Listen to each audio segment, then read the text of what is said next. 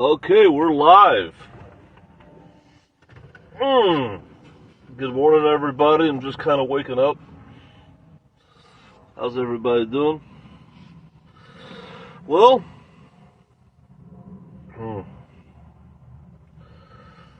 looks like you're looking at me sleeping in the dinette.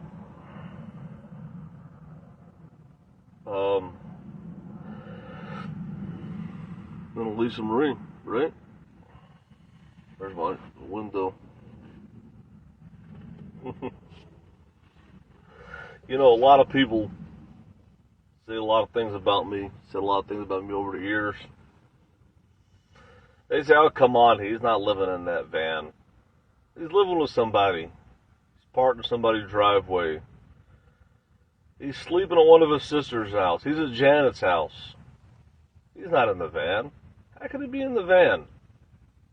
Well, the reality is, since August of 2015, when I left Arkansas for Chicago, for a short period of time I was living with my sister Janet, and then I decided it's time to move into the van full time.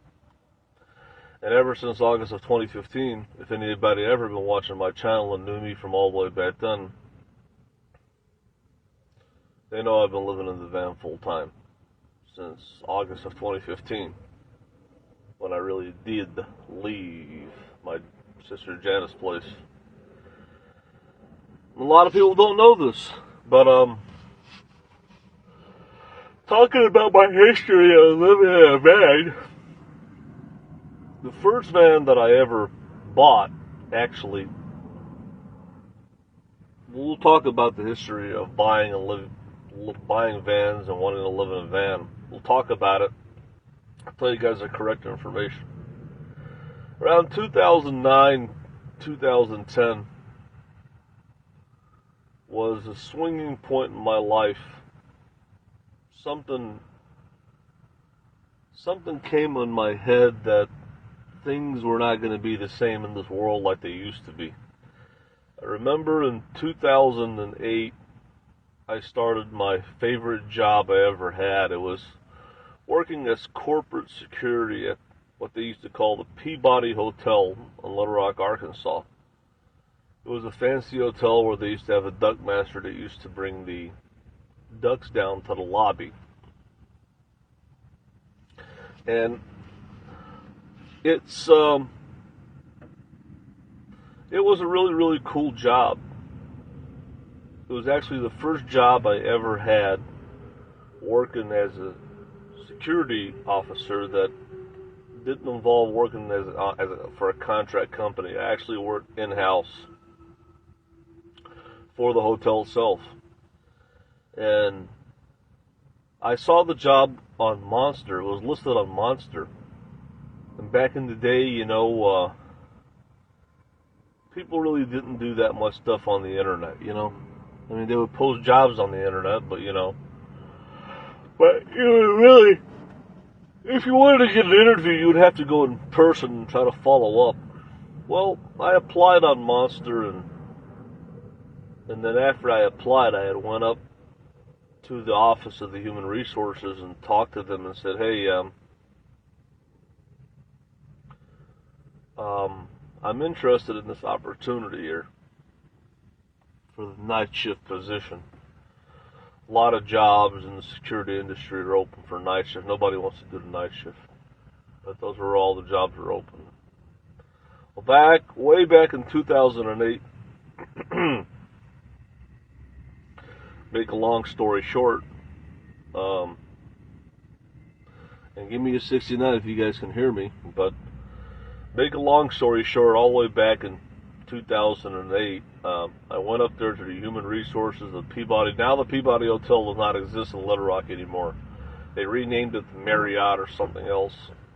I don't know if the original Peabody Hotel that's in Memphis, Tennessee still exists. I'm just curious to look that up. But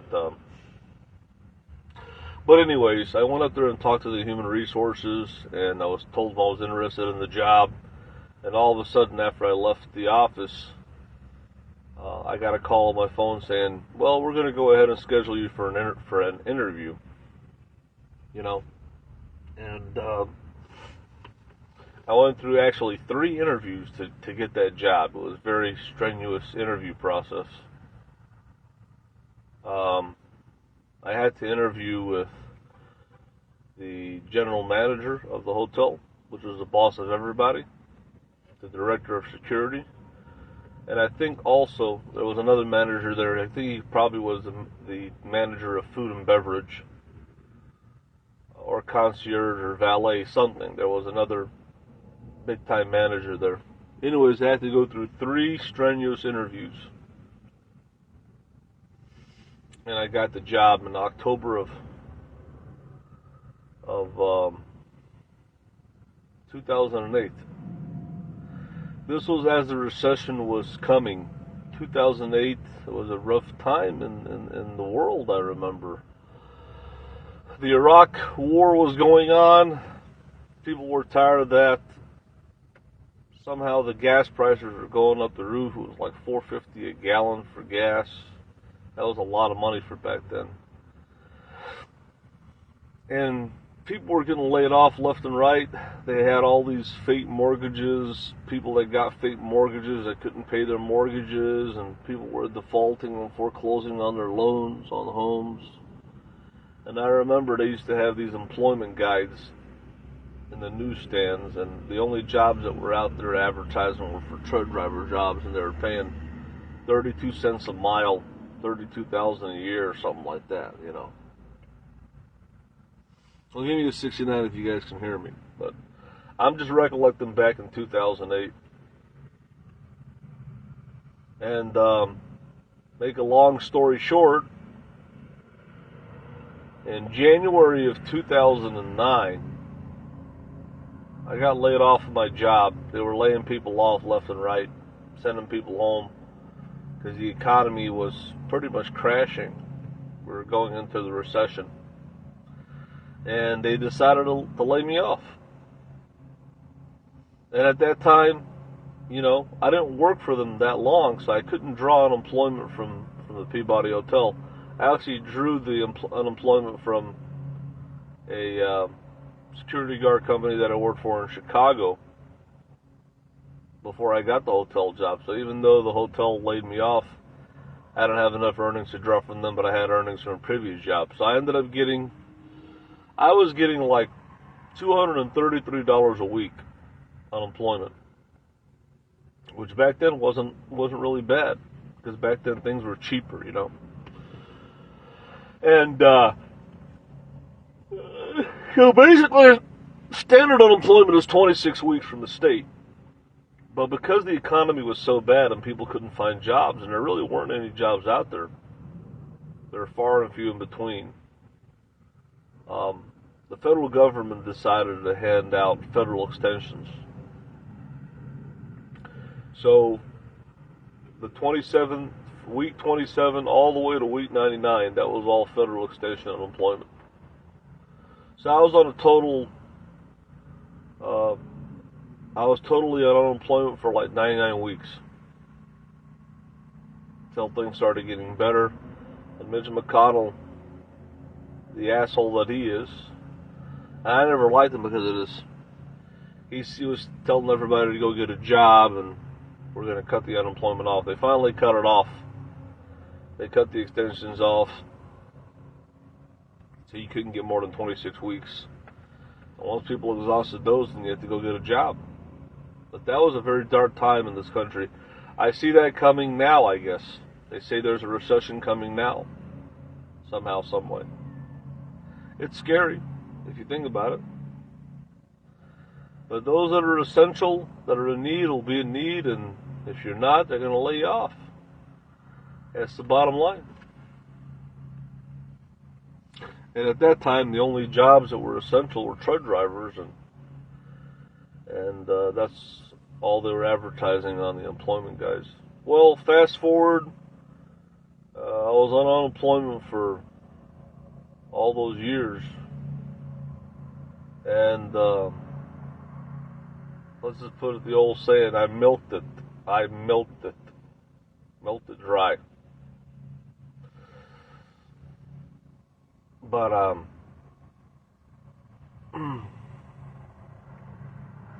Anyways, I don't know why I went on a tangent on this, but uh, the getting back to living in a van. Right around that time, the reason I'm bringing this story up, right around that time, I got a wake-up call that I knew that the world was really going downhill. And I knew this since 9/11. Since 9/11 happened, this country has never been the same. The world has never been the same. The world, as we know it, changed on 9/11. It goes all the way back to 9/11. The world was a much better place before 9/11. But after 9/11 happened, the whole thing changed.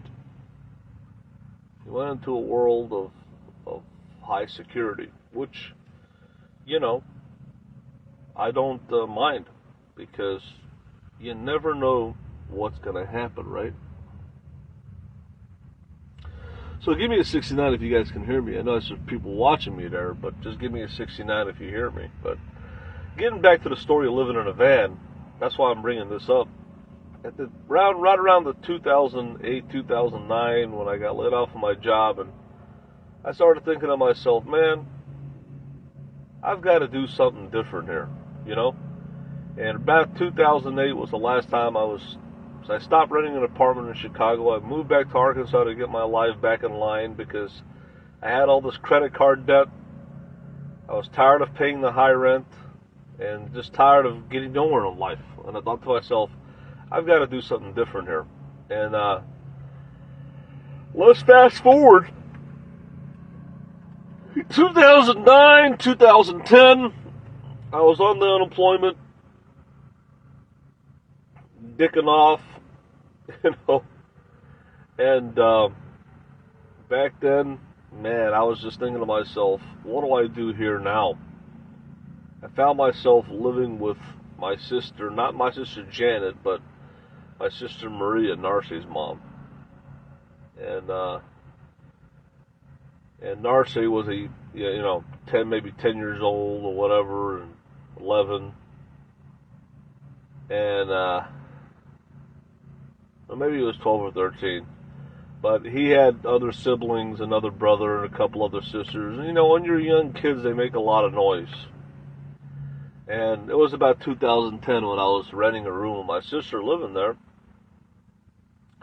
And it was nice being with family, don't get me wrong, and it was fun, and cookouts and barbecues and stuff, but at the same time, when you're trying to sleep with your very loud nieces and nephews, it's not a very pleasant experience when you can't even sleep with earplugs on. They wake up, they make a lot of noise, and I just started saying to myself, man, I've got to do something here. Something's got to give here. I can't keep on living this life. I'm stressed out. I can't sleep. I can't get enough rest here. It's starting to get annoying. And back right around 2010, I had a revelation that I've just got to live in a van. Knew nothing about the van life. This is all the way back in 2010. The idea came in my head. And I've always liked vans over the years.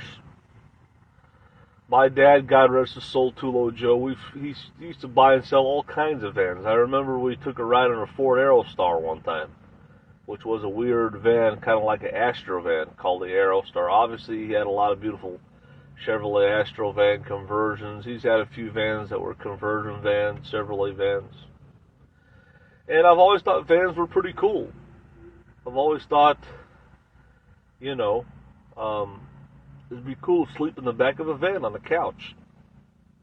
And I've laid down in the back of vans and couches. I've always been, I was always excited to see those conversion vans my dad bought. I thought they were cool. All the seats in there and the electric couch that folds flat. I've always liked vans, even as a kid. I've always liked vans, I thought they were cool. I just never knew I was going to be a van dweller or living in a van. So I've always liked vans, and I've always thought they were cool. Whether it was an Astro van or a Chevrolet conversion van, which most of the ones that my dad had. But I just like vans, I like cars in general, Automobiles, car business runs in my family, runs in my blood. So anyways, make a long story short, right around 2010, I started thinking to myself, you know what, I'm kind of getting stressed out here living with family and with these noisy kids and my nieces and nephews, and they're growing up and everything. And I thought to myself, I was getting $1,500 tax return, and I thought to myself, I've got to do something here. I've got to make a change. And at that time, I was really big into doing the whole Elvis thing and all that. And I had a $1,500 tax return while I was on unemployment, because as if you guys don't know this, but on unemployment money, you still do have to pay state and federal taxes. So you file taxes and you'll still get a tax return. Anyways, so basically, put it in a nutshell, I had a choice. Do I get an Astro van? Do I get a van, a minivan to live in? Or do I get a convertible? Because the reason I wanted a convertible, I wanted to use it to do my whole Elvis thing. And I made the wrong decision. Instead of buying a van, living in a van, getting a job, and saving up my money, I didn't make the right decision. I went and bought a Toyota Celica, 1991 Toyota Celica convertible to do my whole Elvis thing. And believe me, I love that car. It was a fun car. It was a great motor. A 2.2 cylinder Toyota Camry engine was in there, and I had a lot of fun with it. And it was a pleasure owning that car. One of the best cars I ever owned, a Toyota Celica, 1991 convertible GT. But you know, from an economical standpoint, it probably wasn't the best thing to do. But I had fun with the car. I enjoyed it. I took care of it. And it was quite an experience. I've always wanted to own a convertible. I've always liked convertibles also. So, but from an economic standpoint, if I would have started living in a van, let's just say in 2010 and started working, I would have been well ahead of the curve. And I would have saved a ton of money, and I would have, you know, I would have been living the van life for 12 years, basically, if I would have started then, but I didn't. But the idea was in my head. So that was all the way back in 2010. You know, started watching guys on the internet like AC Clarino. He's not really around anymore, and you know, and then I got the idea of living in a van, watching old bug out vehicles, Gary, when he made a video in a coach and Ford camper van, and he said, "This is a homeless insurance policy, worst case scenario." In that video, he says, "You got all the facilities here in a camper van that you can use, and it's a homeless insurance policy." And that video pretty much sold me on buying a Class B camper van. So I've always liked vans and sleeping in the back of a van and a power sofa and all the captain's chairs and all the cool wood grain and everything else in there, the lighting. But at the same time, I've always liked Class C's also. I thought it was cool to have a Class C. They look ugly on the back with how long they are, but the overhead bunk, to sleep in the overhead bunk. So, you know, I thought that was cool, to sleep in an overhead bunk and have windows up top, you know. So, fast forwarding here, we're going into 2010 here, and I'm having fun with my Toyota Celica convertible. I'm doing the whole Elvis thing, and I end up moving back to Arkansas in 2012 when my unemployment ran out, because now I got to figure out what the hell I'm going to do. So in 2012, I got back into working, and I worked from 2012 all the way to 2014. And I was watching a lot of people about van life and watching YouTube and learning about it. At that time, there wasn't a lot of people on YouTube showing the van life. You know, there were only a handful of guys. Kyle Pounds, Chad Living the Van Life, you know, Dan Travels, you know, Gary Bug Out Vehicles, Chris Travels, you know, there's only a handful of guys out there. You know, Wanderlust Estate came afterwards a little bit. and then Nomadic Fanatic and everybody else, but there's only a handful of guys out there doing it, you know? So, now I'm back left Chicago, back in Arkansas in 2012, got back into the workforce, and, make a long story short,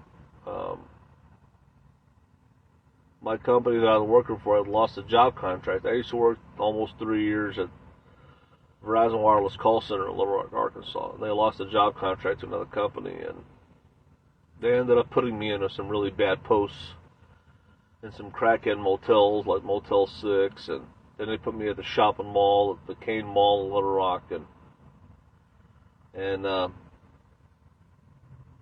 I got wrongfully terminated. Make a long story short, and I got granted unemployment, and I would believe it was January of 2014. And at that time, you know, YouTube was building up little by little. Different people were coming in doing the van life on YouTube, and I was watching it more and more and more. And when I got terminated at my job, I had at that time, I owned a 2004 Buick Park Avenue, and I thought it was time to sell my car and put some money together and get a van. This was about April of 2014. I thought this was time to get a van. And so I sold my car, and I had to borrow some money from my dad because I found a camper van. I couldn't believe it. There was a guy on Highway 5 in Bryan, Arkansas, not far away from where I live, maybe a few miles. And I saw this beautiful Class B camper van behind his house. It wasn't even for sale.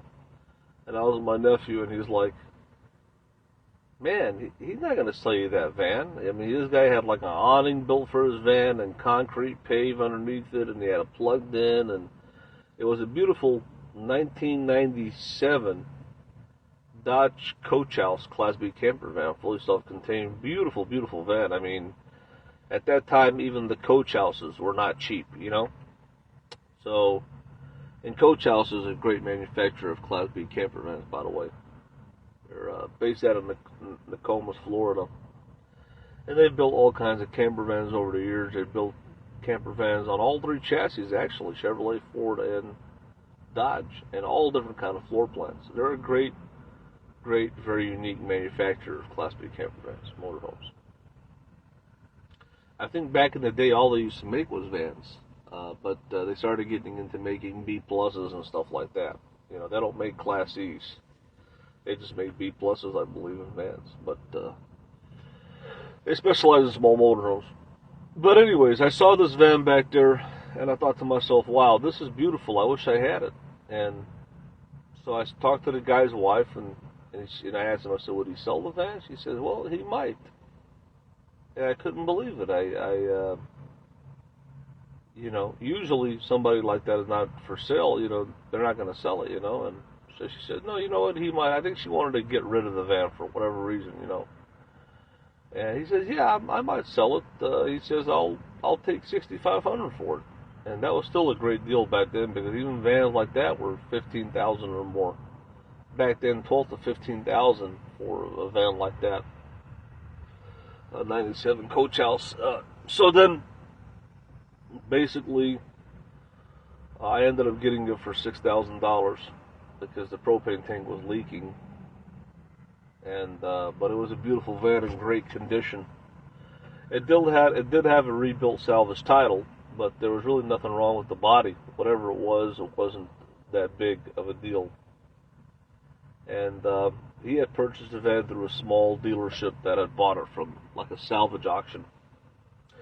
But it was a very difficult time in my life at that time when I purchased that van in April of 2014.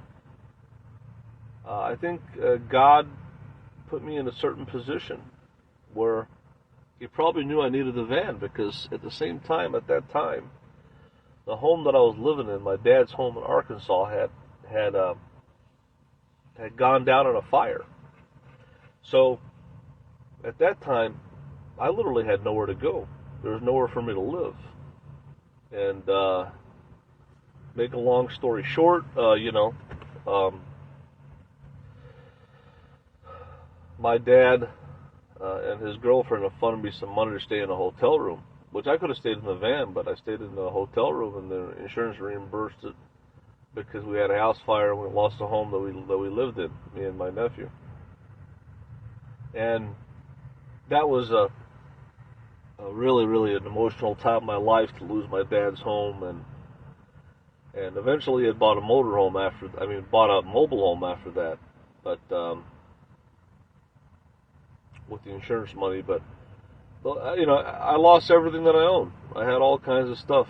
I lost everything, and I ended up getting a couple $1,000s from my dad for all the stuff I lost, and it was a very sad time of my life. And then, to add insult to injury, this van that I had, and I loved this van. It was a great van. It was my first camper van that people don't know about. Everybody talks about the Lisa Marie, but I owned a van before the Lisa Marie for about 1 month.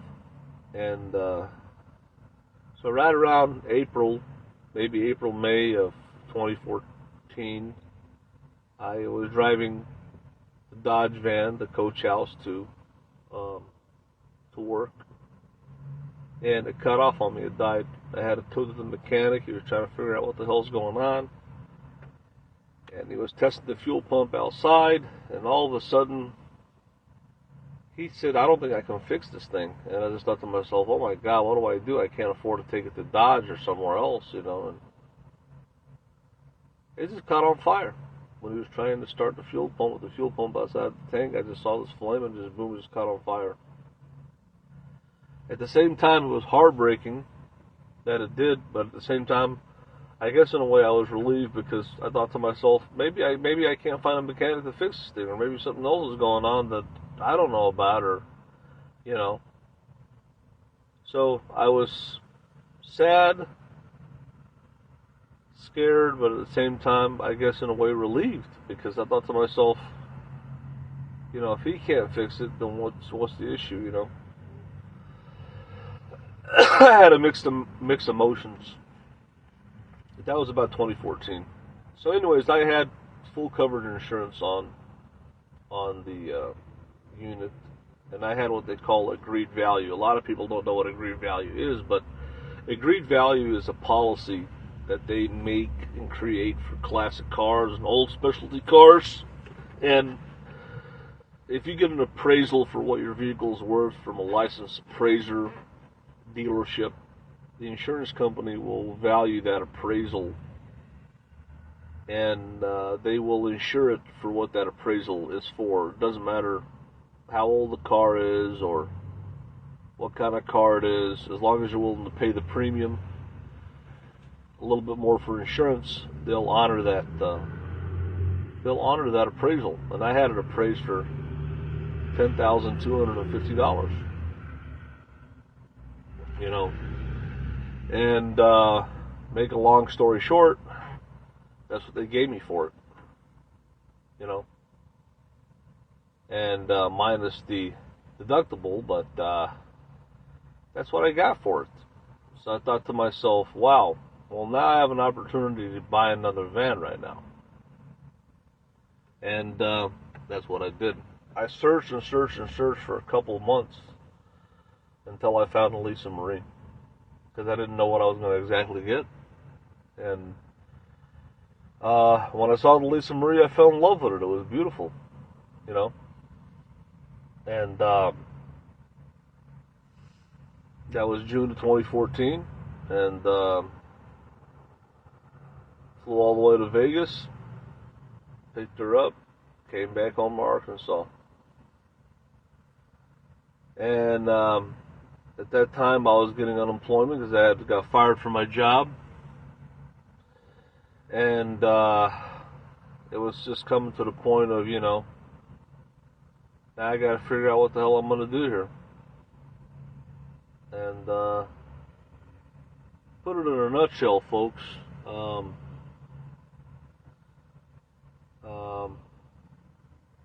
Me and my dad got into a little bit of a quarrel. He didn't want me to buy a second van. He wanted me to take the money and invest it in buying and selling cars, which maybe wouldn't have been a bad idea, you know.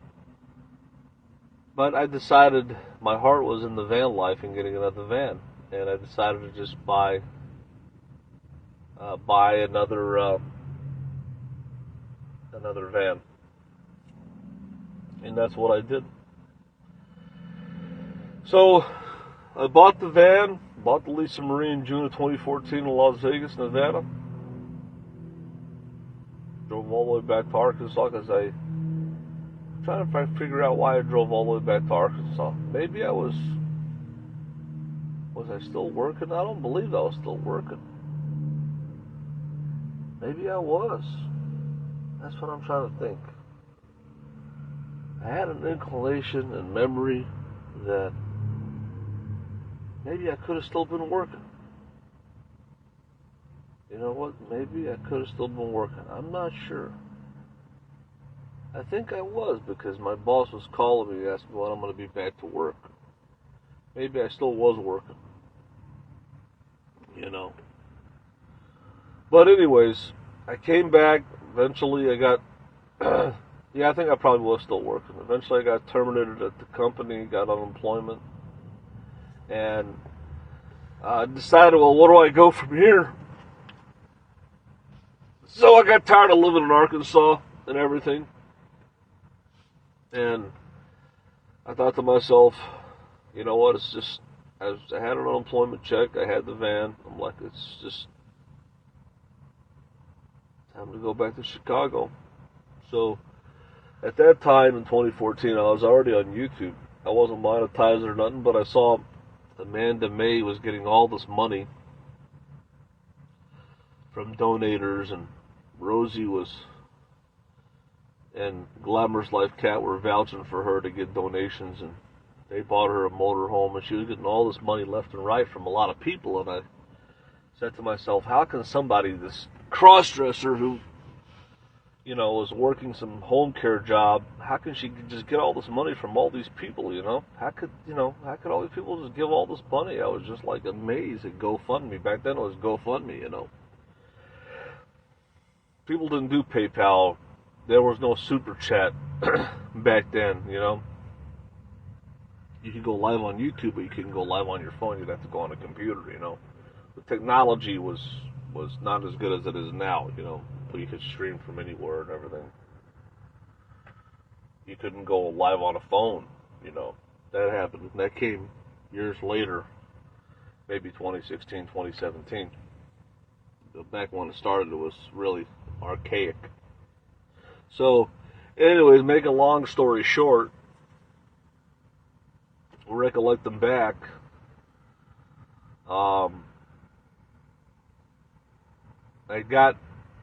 came back to Chicago. It was August of 2015, and, you know, I was staying with my sister. I was still iffy about if I want to live in a van full time or not. I was scared. I was uncertain. I didn't know a lot of the systems on how to use the van. I wasn't experienced at that time. I didn't even know how to turn on the refrigerator, you know. I didn't know a lot about the van life. I was just getting into it. I was fresh. I was new. I was green. So in August of 2015, I was staying with my sister Janet. I was on YouTube, and things started getting really heated between me and Janet. We had a lot of different issues, and she had roommates and friends and other people coming in, and it just started to become real stressful, the living situation. And I was talking to Jory. You guys know Jory, and he says, you know what, it's just time for you to get out of there and go live in your van. He gave me that heart, that courage, you know. And I decided it was time.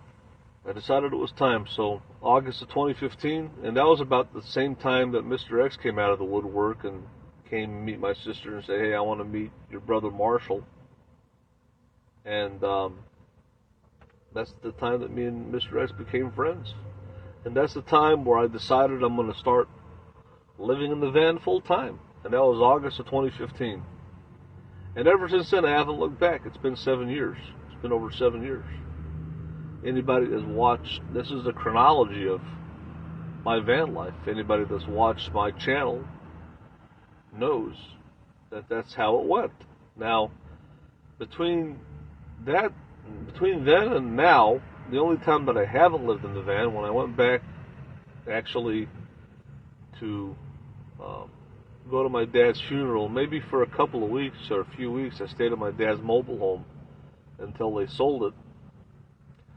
And there's been times in the past couple of years and now that I had a breakdown in Elisa Marie, or it was really hot, and I stayed with my sister here and there, my sister Janet, but not very often, maybe for a week or two or a few days. But for the most part, and by and large, I haven't stayed at RV parks, I haven't really stayed in hotel rooms, and I haven't really stayed with anybody.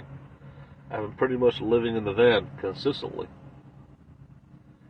for 7 years, you know. And I'm just giving this chronology for people that don't know, just so that you know. And there's been ups and downs. There's been good times and bad times. And there's been struggles, and it is what it is. And I've learned a lot, and I'm still learning a lot with this life, you know. It's kind of unusual that nobody's commented here, so I don't even know if I'm live. Maybe I am. Maybe this isn't going to play. I don't know. No, usually people comment and say hello, but nobody's saying anything, so. But anyways, that's about it. That's the gist of the matter. That's a little chronology of my van life, of how it started, how I got the idea, where I'm at right now, kind of a little chronology, you know. People ask this question. I even kind of asked myself this question. How much longer am I going to do this? How much longer am I going to live the van life? How much longer am I going to own the Elisa Marie? How much longer is this rig going to last? Well, as long as I take care of it, it's going to last. If I have a breakdown, I've got to fix it. It's my home. It's my vehicle. You know, it's an investment. It makes me money and it saves me money. And it's already earned its keep tenfold. You know? So, it's a no-brainer. You know, it's my home and it's my vehicle. And you have to do whatever it takes to keep it on the road. And that's the bottom line. It's my investment. It's my life. It's all I have. And if I don't have this, I don't have anything. So, it is what it is, you know. But anyways, that's pretty much it, guys. I just wanted to give you guys a little chronology and history of my van life, how I stumbled upon it, how I got into it, how I started it, and where I'm at right now. And to those who say otherwise, to those who make any other claims, or you heard it from the head of the horse here, but for those who make other claims and say, they say all kinds of stuff, like I don't own the Elisa Marie, and I got a title loan, and all this stuff. I bought the Elisa Marie full in stock, lock, stock, and barrel in June of 2014, because I had the money. I had the cash from the insurance settlement with my first van. I never financed this vehicle. I never got a loan. I've never financed a vehicle or got a loan for anything. You know, I mean, I've always paid full in cash for all my vehicles, and that's what I learned from my dad. My dad was a wholesale car dealer, and I learned one of the greatest things from my dad: never buy something never get a loan for a car. Always try to pay it in cash, and that's one of the best things that anybody can do, you know. And that's the bottom line. So that's about it, guys. I'm going to go ahead and wrap it up here for today, for now, as of now. But I just wanted to give this little chronology. A lot of people that have watched me over the years on YouTube, you know, those people who watched me all the way back in 2014, they're not really around anymore.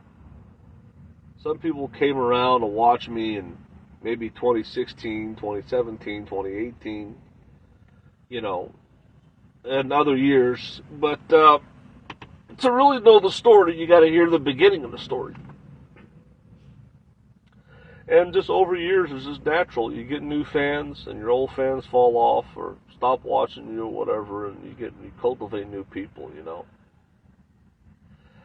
So now, I'm just trying to do what I need to do in my life, and I hope you guys are all doing okay. But I'm going to go ahead and pop on out of here. I felt like I wanted to come on here and just say my piece, and take it from there. But like I said, I'm not on here. I don't have to prove anything to anybody, you know. But I'm here to tell the truth. One thing that I'm not, people can call me whatever they want. One thing that I'm not is I'm not a liar. And I like to tell the truth. I like to be truthful. But, I don't know anybody an answer. I don't have to prove anything to anybody. But I'll tell you one thing. I'll tell you the truth. You know why? You want to know why? Because I'm not a liar. And people can make all the stuff up that they want. But the reality is the reality, the truth is the truth. And that can't be changed. And what I'm telling you guys here is the reality and the truth. Nothing more, nothing less. That's about it, folks. Anyways, guys, I hope you have a good day. I'm going to go ahead and pump it out of here. So, have a good day, folks. See y'all later.